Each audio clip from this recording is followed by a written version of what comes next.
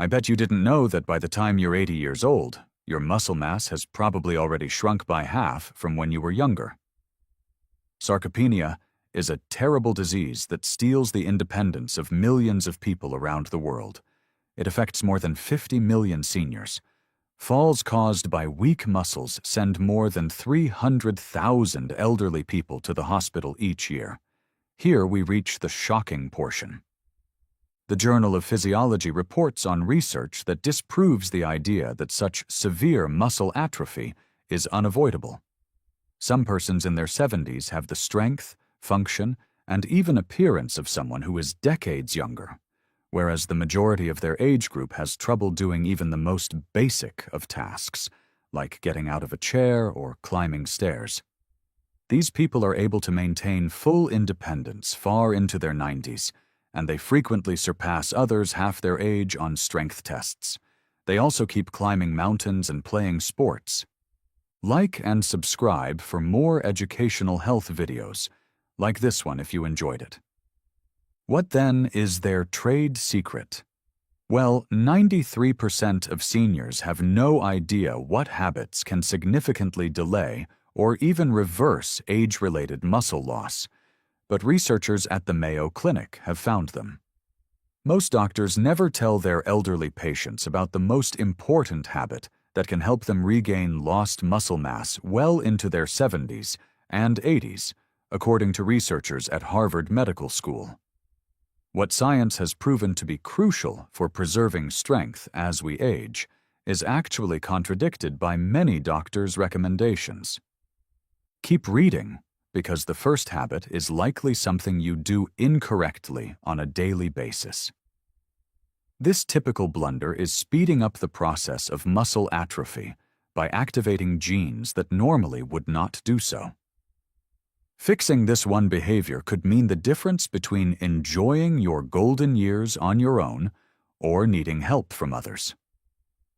Get this video liked and subscribed to our channel for more content like this before we start. Also, tell us in the comments where you're watching from. All right then, let's go right in. The seventh habit is hormetic stress.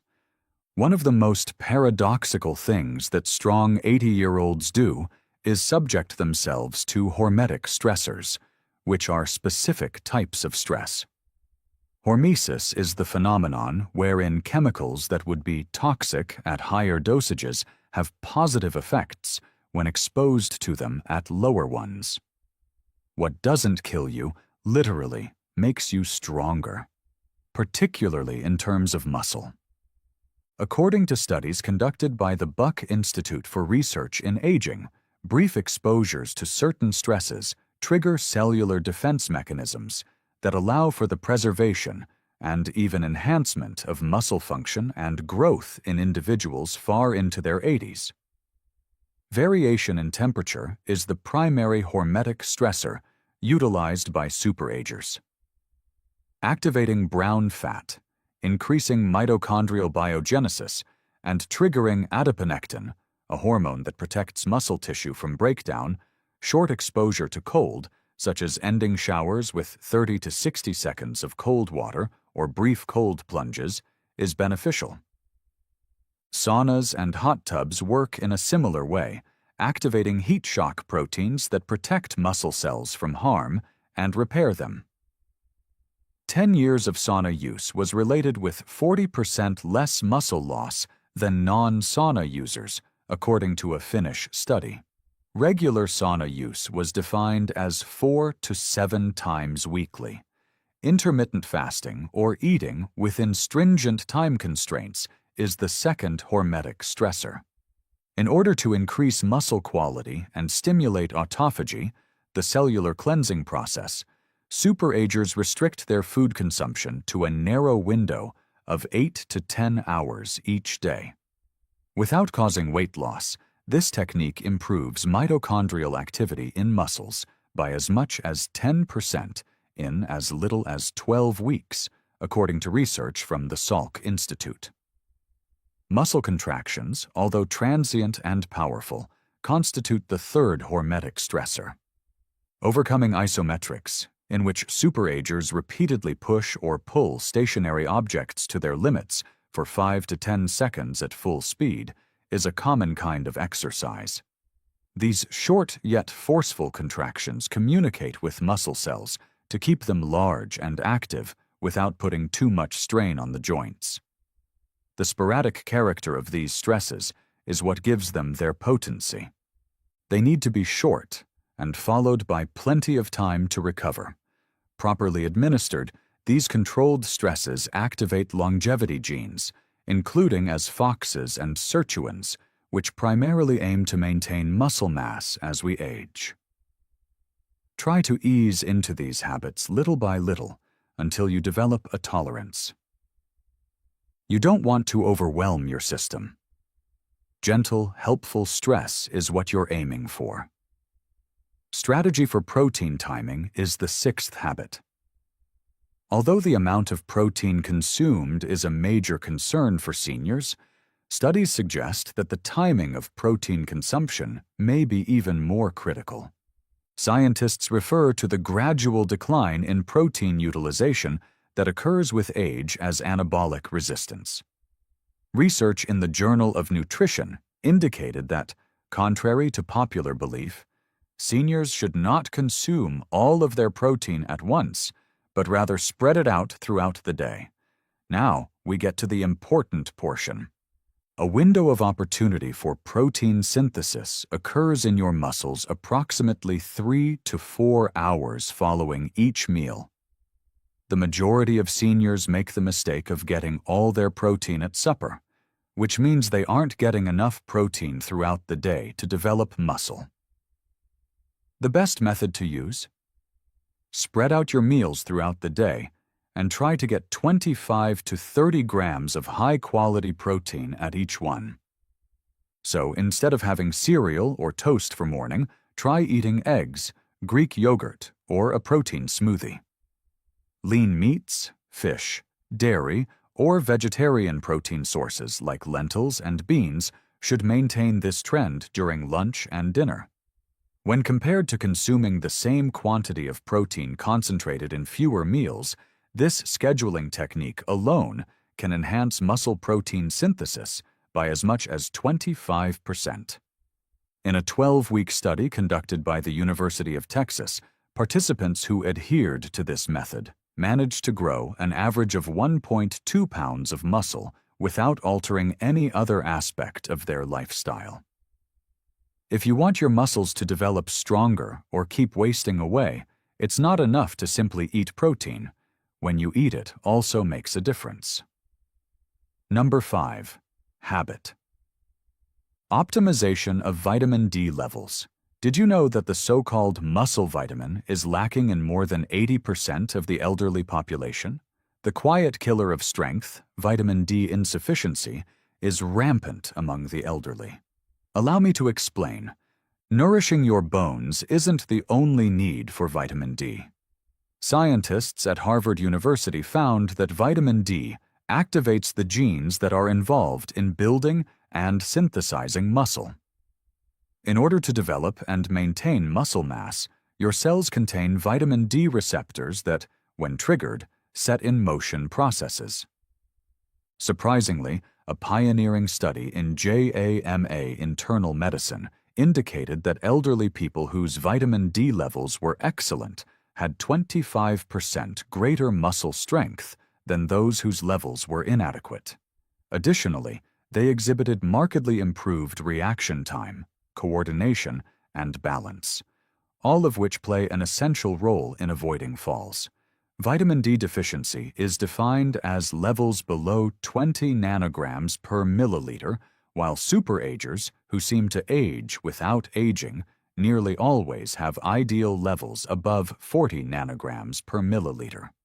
Which vitamin D supplementation strategies work best? Although sun exposure is beneficial, it loses some of its efficacy as we get older. This is due to the fact that our skin's vitamin D production decreases by 50% from 20 to 65 years of age when exposed to sunshine. The typical daily requirement of 600 international units is very inadequate, but supplementation is necessary for the majority of seniors. Although this should be customized based on blood testing, research indicates that the majority of seniors require 2,000 to 4,000 international units per day to achieve appropriate levels. Include vitamin D-rich foods such as fatty fish, egg yolks, and fortified dairy with this, and try to get 15 to 20 minutes of direct midday sun exposure if you can. A word of caution. Insufficient levels of vitamin K2, which is present in fermented foods and specific animal products, prevent calcium from reaching the arteries and instead promotes its use by the bones, thanks to the synergistic effect of vitamin D. Arteries may become calcified if vitamin D supplementation is done at high doses. This underappreciated yet crucial vitamin-nutrient interaction may be the deciding factor in your success. To find out how much vitamin D your body needs, consult your doctor for a blood test. Then, to keep your muscles from wasting away, try to keep your levels above 40 milligrams per milliliter. Rule number 4. Manage inflammation every day. So, what do really strong, elderly people have in common? Interestingly, the levels of inflammation are quite modest across the board. Researchers have recently come to the conclusion that inflammaging, a term for chronic, low-grade inflammation, is a key factor in the deterioration of muscle mass in the elderly. Muscle protein is broken down at a rate higher than the body's ability to replace it due to this quiet inflammatory process. But that's not all. Inflammation inhibits the anabolic signals that ordinarily promote muscle growth in response to exercise and protein intake. Unrelated to their protein consumption or exercise routines, seniors whose inflammatory indicators were the highest lost muscle mass 3 times more quickly than those whose levels were the lowest, according to a seminal study out of Tufts University. Certain anti-inflammatory tactics are used by superagers who retain their youthful strength, which the majority of seniors fail to notice. Their first priority is having a good night's sleep, which they achieve by going to bed at the same time every night and sleeping in a totally dark room. Loss of sleep can hasten muscle atrophy by increasing inflammatory cytokines by as much as 40%. And secondly, they pay close attention to the state of their digestive joints. Alterations to gut flora associated with aging are a direct cause of systemic inflammation, according to new studies out of the University of California. The diets of superagers include a variety of plant foods, 30+ per week, fermented foods, yogurt, kefir, sauerkraut, etc., that include natural probiotics, and a wide variety of fiber sources consumed daily. Thirdly, workout intensity is something they plan ahead for. Regular mobility is essential, but elders should avoid doing intense workouts because it might exacerbate inflammation. The average superager works out at a moderate level most days, with brief, intense intervals sprinkled in once or twice a week. Last but not least, they regularly consume certain anti-inflammatory substances, such as omega-3 fatty acids, 2 to 3 grams per day from fatty fish or supplements, curcumin, turmeric, and polyphenol-rich foods, aguas berries, green tea, and extra virgin olive oil. Researchers at the University of California discovered that inflammatory indicators can increase by as much as 29% in as little as 12 weeks due to age-related shifts in gut bacteria. An easy blood test that measures high-sensitivity C-reactive protein, HSCRP, can help you keep tabs on inflammation. In contrast to the ordinary senior, who has levels 3 to 5 times higher, superagers usually keep them below 1.0 milligrams per liter. Principle 3. Taking a specific vitamin every day. Although the majority of dietary recommendations center on macronutrients such as protein, carbohydrates, and fats, superagers who have remarkable muscular strength, pay close attention to particular micronutrients that aid in protein synthesis and muscle function. In order for your body to make the most of the protein you eat and the advantages of exercise, these essential nutrients serve as facilitators. If you don't have them, no amount of protein or exercise will prevent you from losing muscle mass. University of Vermont researchers have dubbed magnesium the forgotten electrolyte for muscle health. Thus, it naturally takes precedence. This mineral is essential for more than 300 enzymatic reactions that are involved in the functioning of muscles, and more than 70% of the elderly population is lacking in it. The American Journal of Clinical Nutrition published a study in 2021 that indicated seniors whose magnesium levels were adequate had 30% stronger grips and much higher physical performance than those whose magnesium levels were even slightly low.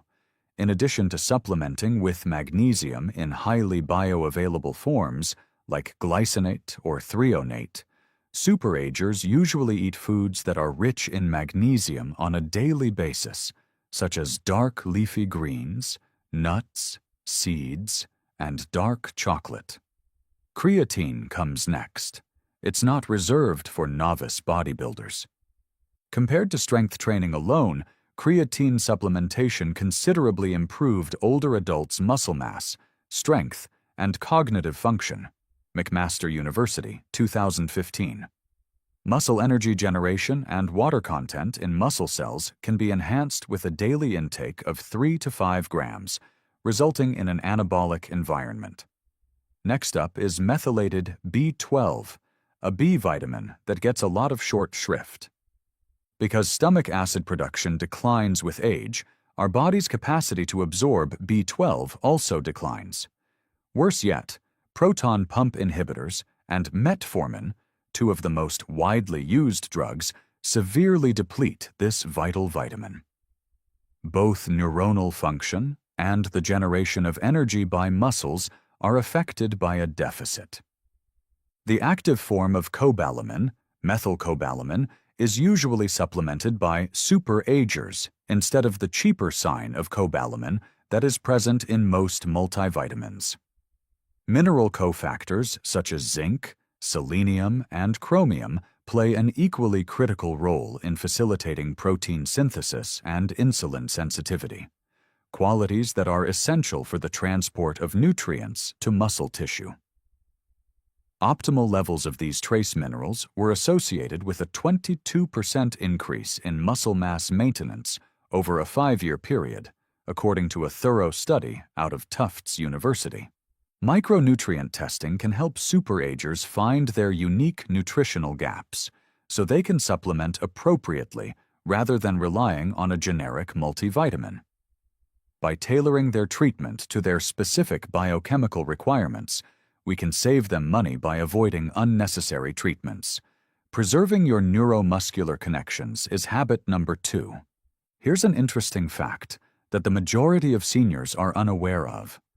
When muscles atrophy, it affects more than simply the individual fibers. Typically, the weakest link is the one that connects your muscles to your nervous system. Neuromuscular junctions are similar to the outlets that supply electricity to your muscles.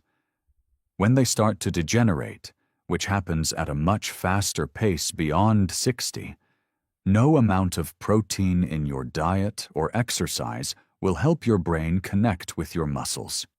Extremely strong superagers, according to new research out of the University of Michigan, have far better neuromuscular connections than the average senior.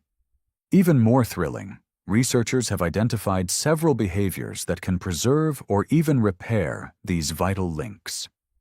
In the first session, you'll work on coordinating and precisely executing a series of predetermined motions. Research has demonstrated that compared to regular strength training, or even just walking, activities such as Tai Chi, dancing, tennis, or even ping pong might enhance brain pathways to muscles.